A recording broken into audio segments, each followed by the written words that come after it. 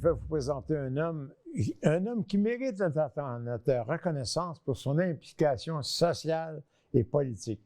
Jean-Paul Champagne, merci d'avoir accepté. Et merci de m'avoir invité. Et c'est avec grand plaisir que je me retrouve ici dans les studios de la télévision communautaire. Ben oui, auquel tu as déjà travaillé. Ah oui, qu'on a bâti. Je me souviens, j'avais fait venir Jean-François Bertrand, qui était ministre à ce moment-là des communications.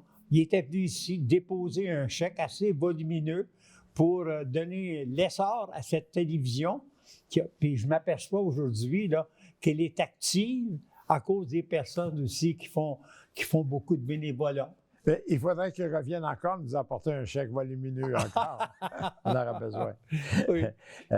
Jean-Paul, au début de ta vie, tu n'avais pas peur des études, toi?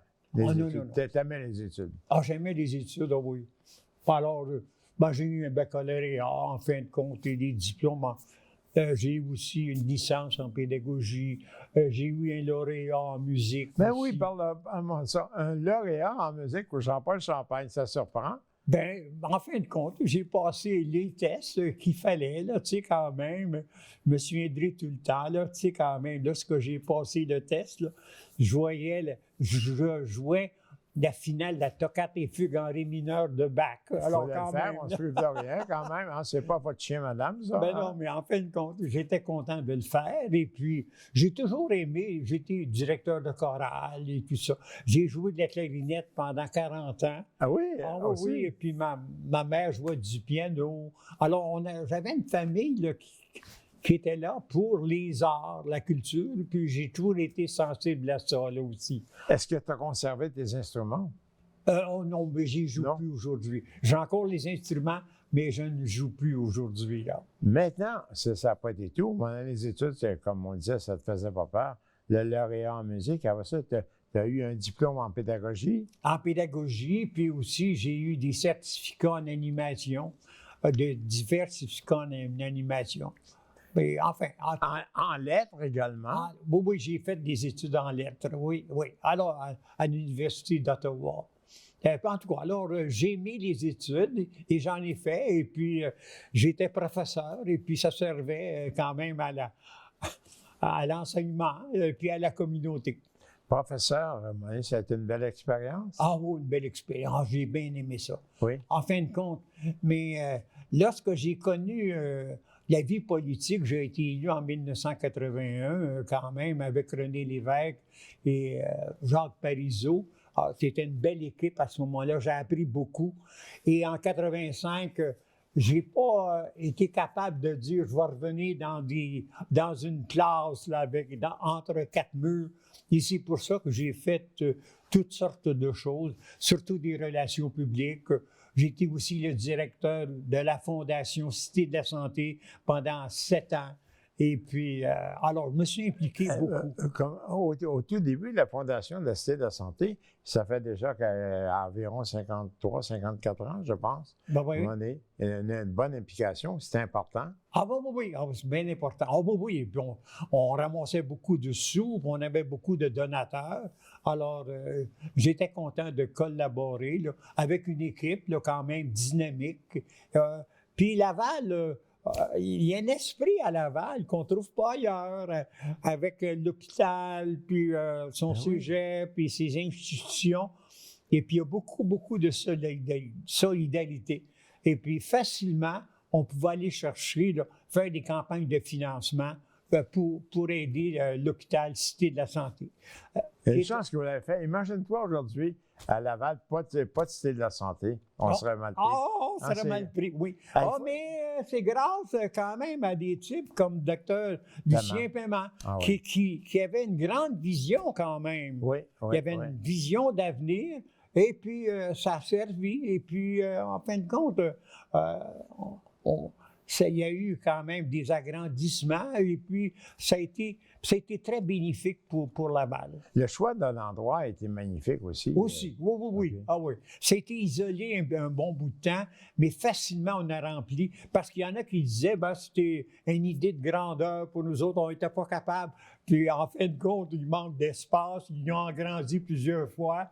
Et puis, je ne sais pas combien il y a d'employés. Là. Je pense qu'il y a 400 employés. Là. Enfin, c'est un hôpital qui rayonne à travers toute la cité. Il y en a qui en voulaient un autre hôpital dans l'Ouest, Oui. mais il y avait celui de l'Est, puis ça fonctionnait. Bien, heureusement qu'on a celle-là, parce que l'Ouest, ça tarde, on tarde à avoir l'autorisation pour en avoir. Oui. Une implication importante, la Maison des Arts. Ah, la Maison des Arts, oui. Comment ça s'est décidé? Oh, ça s'est décidé d'une façon assez... En fin de compte, je rencontrais assez souvent Claude Lefebvre dans des lancements de volumes, puis en fin de compte, des vernissages. Puis on se disait, on devrait avoir une maison à nous autres, surtout Laval, tu sais. Fait qu'alors, moi, j'ai fait venir Clément Richard, le président, c'était le ministre responsable des arts.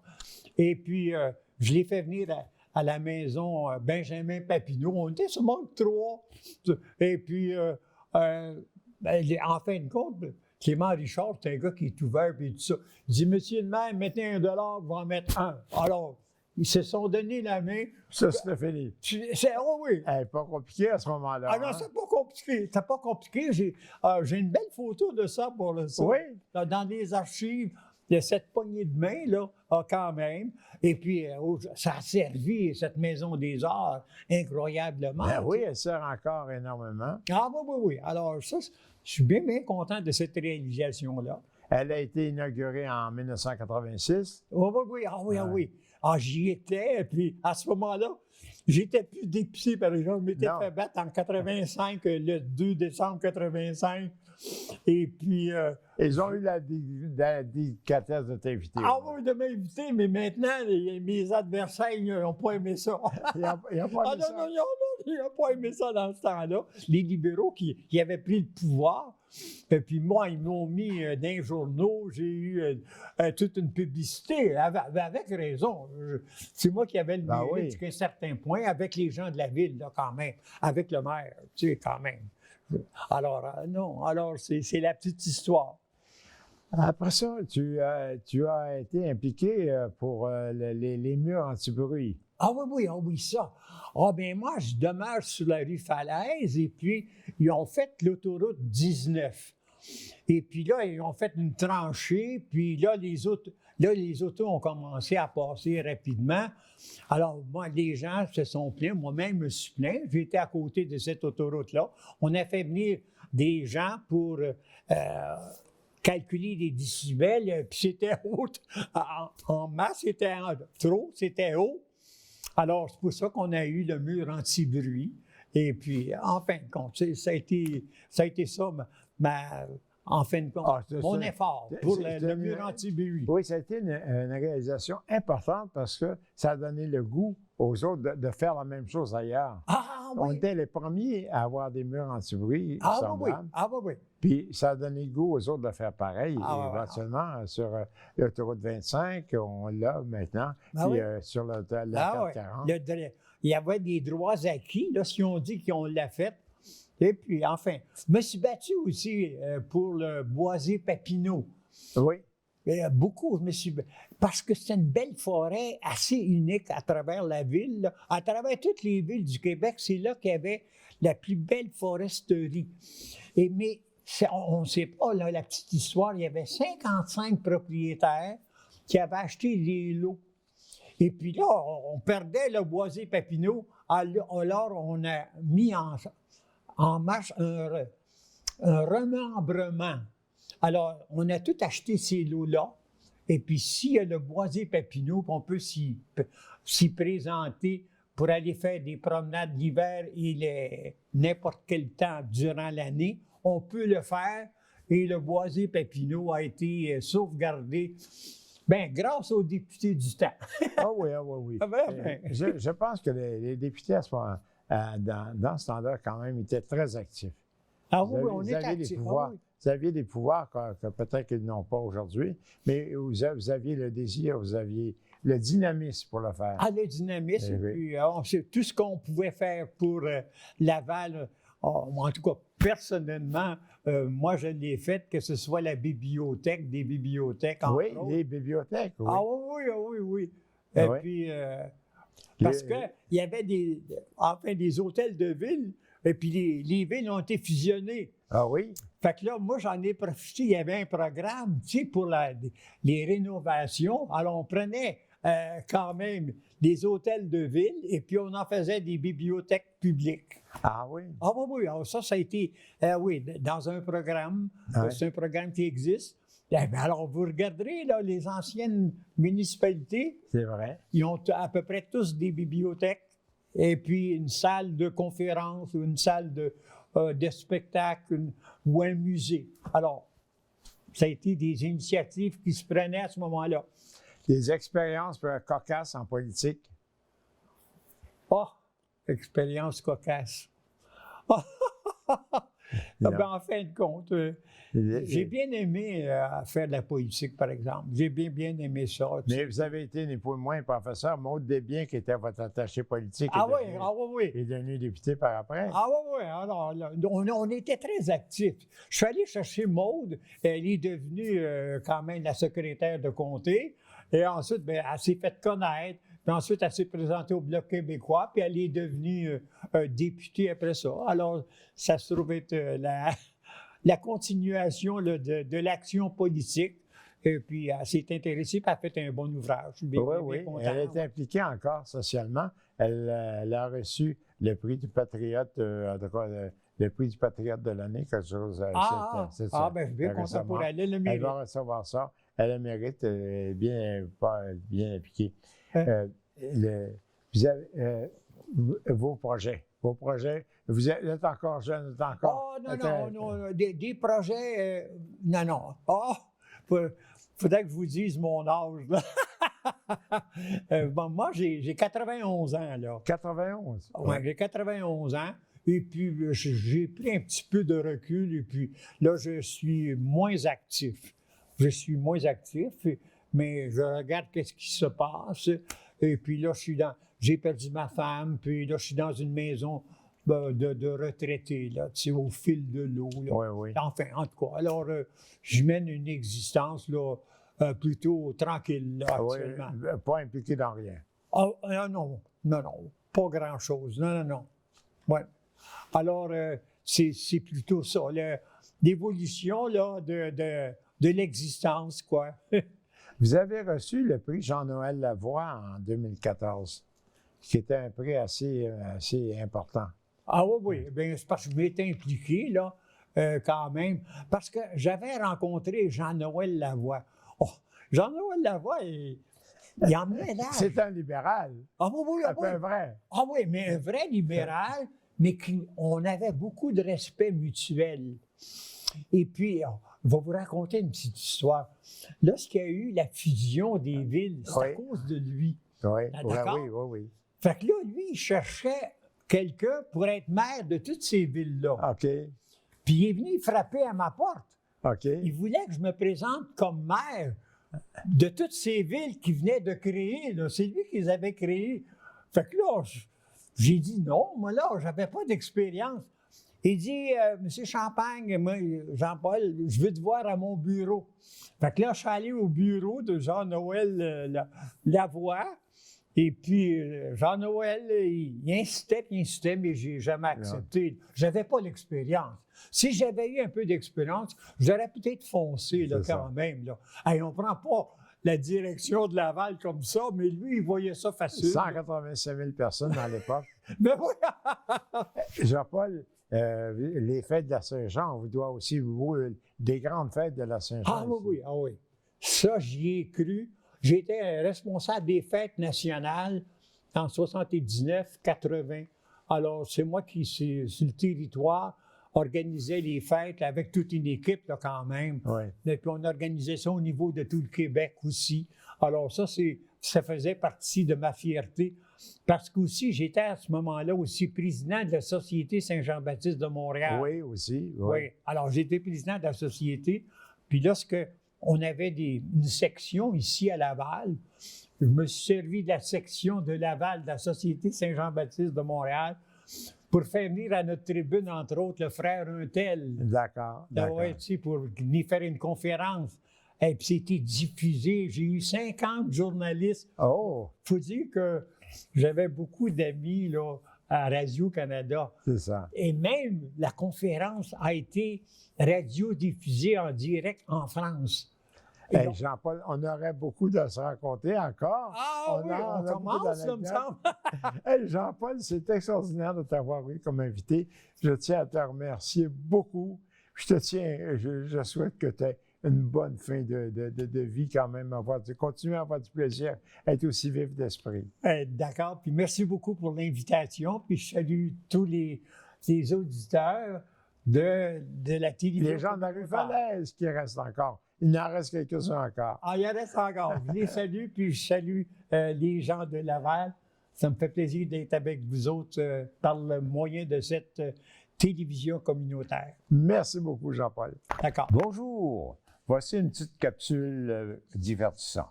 Vous connaissez l'ostensoir, ce bidule que vous voyez dans les cérémonies religieuses où on balance un appareil qui envoie de la fumée. Eh bien, cet appareil, je vais vous parler de son origine. Alors, elle date du Moyen Âge, vers les années 1500.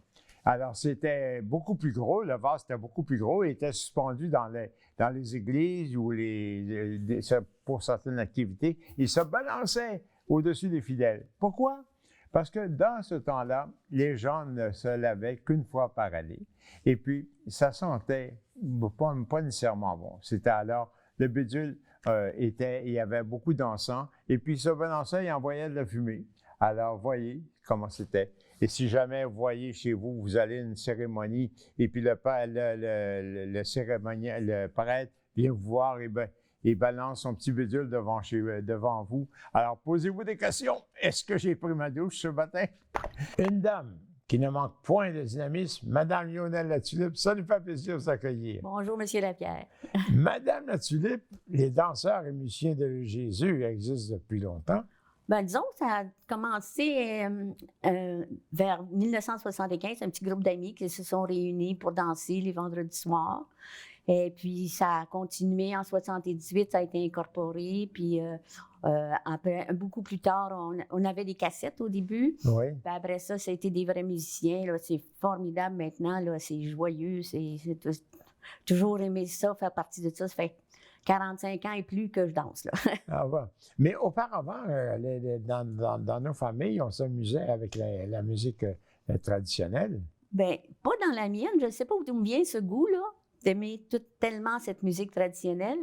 Mais j'avais juste un cousin qui était violonneux. Puis je sais que les gens avaient des pianos, puis qui aimaient ça Oui. chanter des chansons traditionnelles. On en fait encore dans nos soirées. Et puis, je peux pas dire là, comment c'était là, vraiment, il y a bien longtemps. Je sais qu'il y Ben, avait vous la avez cuillère. connu, déjà le piano, c'était beaucoup. Oui, le piano. Puis après ça, le violon, c'était... Puis Oui. après ça, c'était les cuillères ont aidé beaucoup à mettre le rythme. Oui, du rythme. Les tapeurs de pied aussi, vous êtes ben trop oui. jeune pour avoir connu ça. Oui, bien, on tape du pied quand les musiciens ont joué un beau rire, là. Les tapeurs de pied c'était spécial. La gigue aussi, parce La gigue. qu'on giguait uniquement sur le rythme. On a encore des cours de gigue.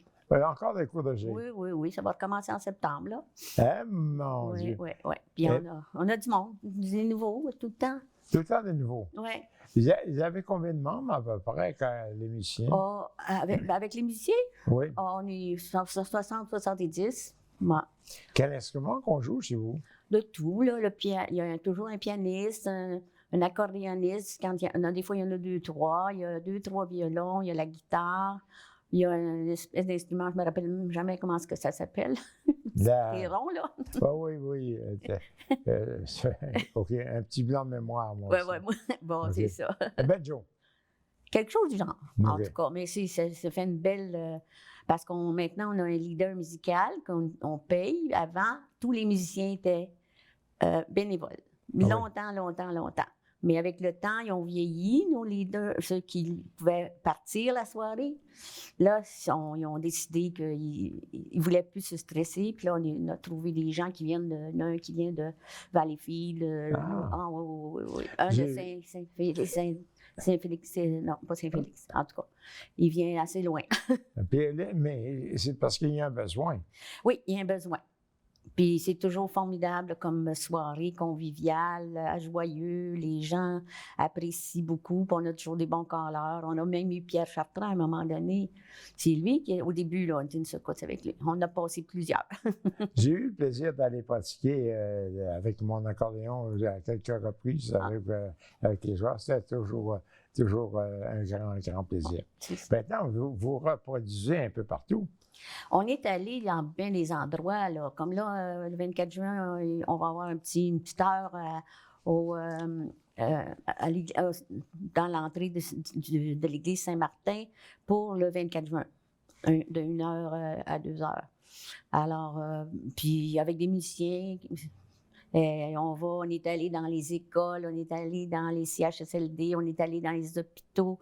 Pendant des années, on a fait des démonstrations, puis des animations. Les gens étaient joyeux, ils aimaient ça, ils aimaient ça. Il y a des années, on est allé plusieurs années de suite, mettons, à l'hôpital Jean Talon, puis dans plusieurs endroits pour les aînés. Alors, c'était... on est allé aussi à Drummondville, là, Oui. puis il y avait... c'était nos musiciens qui partaient dans le parc, là, c'était bien intéressant. Il y a les chants aussi. Il y a les chants. Les chants? Les chants, les chants Oui, folkloriques. on a toujours des chansons traditionnelles. On a encore dans notre intermission le vendredi soir. Oui. Oui. Vous aviez auparavant, à peu près toutes les semaines, vous veniez au centre de la nature. Oui. Ça avait été bon. Oh mon Dieu, il y a été des années qu'on avait ça. On y allait tous les mardis, six fois dans l'été. Et puis, grâce à vous, on a eu un plancher de danse et un toit. Mais plus que ça, c'est que c'est grâce à vous autres qu'on a eu le site actuellement avec la scène telle que c'est actuellement. Auparavant, il y avait simplement une plateforme. Monsieur Gosselin, qui était président à ce moment-là, vient me voir et dit, Jean-Jacques, il dit, il y a un problème, c'est mou, on va... Mais c'était dangereux un peu, la danse. Et il dit, moi, j'ai préparé un plan, il m'avait préparé un plan du site. Alors, moi, j'ai rencontré M. Richard Plouffe, je lui ai dit, écoute, c'est dangereux, c'est vrai, c'est ça, puis je lui ai montré que le plancher était mou un petit peu. Et comme par hasard, le lendemain, il y avait un trou dans la plaque. Alors, il a fallu commencer à avoir le projet. C'est là que le projet de la nouvelle scène est arrivé. On a bien aimé ça. Sauf qu'un bout d'un certain temps, la Ville de Laval nous a pu demander. Ah non. On l'offrait, nos services, gratuitement. Oui. On allait là gratuitement. Oui. Après ça, c'était... malgré que la Ville de Laval nous prête les salles. Là. Oui. C'est toujours aussi gratuit. Alors, puis si on loue pour une fin de semaine, comme la 45e, c'est pas très cher, là. Ça vaut la peine. Mais c'était populaire à l'époque. Il y avait beaucoup de monde qui assistait. Oui, il y avait beaucoup de monde, oui. Maintenant, vous avez joué aussi au parc... des Prairies. Au parc des Prairies. Est-ce que vous l'utilisez encore? Non, c'est parce qu'à un moment donné, on était là. La vérité, c'est qu'on était là, on y allait à 2 heures. Alors, ils ont réduit ça à 1 heure. Mais le temps que tu montes les instruments puis le système de son, ça, 1 heure, ça valait plus rien. Là. Ils voulaient prendre ça pour une autre sorte de danse. Ah, ils n'ont pas donné de raison plus précise. Non. C'est malheureux quand puis même. on a demandé un plancher. L'autre groupe, ils n'ont eu, eux autres. Ah bon? C'est malheureux quand même, parce que la musique traditionnelle, il y a encore beaucoup d'intérêt. Et il faut conserver quand même ces traditions. Absolument. Bien, ça va quand même bien tous les vendredis. Là. On vient de terminer notre saison, là, le 12 mai. Là. C'était une belle soirée. On était moins de cinquantaine. Et puis, 50? Ah oui. Ah, c'est intéressant. Ouais. Est-ce que vous avez une relève assez facile quand même? Non, pas très. Non, On essaye de rejoindre le plus de monde possible. Là. C'est pour ça que j'ai préparé un petit... pour la reprise de nos activités cet automne. Là. La reprise de vos activités, est-ce qu'il y a des événements spéciaux? À quel moment va se passer la reprise? On a le début, ça va être le 15 septembre, le vendredi soir. À quel endroit? C'est toujours au centre de création. Maintenant, il appelle ça le pavillon d'Argenteuil. Oui. 430 5e rue, à Laval-des-Rapides. Alors, puis il y a bien du stationnement, il n'y a jamais de problème pour ça. Puis on a la grande salle, là. Ça, on apprécie beaucoup d'avoir. Qui préside votre comité maintenant? Maintenant, c'est Mme Madon Laforme. Ah, Moi, j'ai cédé ma place l'année passée. oui? Ben oui, ça faisait 20 ans, là. Ben, écoutez, vous avez été tellement dynamique. Moi, je tiens à vous féliciter parce que vous avez toujours le dynamisme, l'entrain, vous étiez... Ah, j'ai tellement aimé ça. C'est tellement valorisant. Le vendredi, quand tu vas danser, tu oublies tous tes tracas. Et c'est quand même... les traditions, mais actuellement, sont à la moderne. Auparavant, c'était avec les eaux, les joueurs d'eau. Ceux qui se rappellent, je ne sais pas si vous avez connu les eaux de porc, puis les gens jouaient des eaux avec les cuillères aussi, et puis le dynamisme, c'était intéressant. Ah, c'était bien, c'est toujours aussi intéressant. Avez-vous d'autres projets, des projets spéciaux?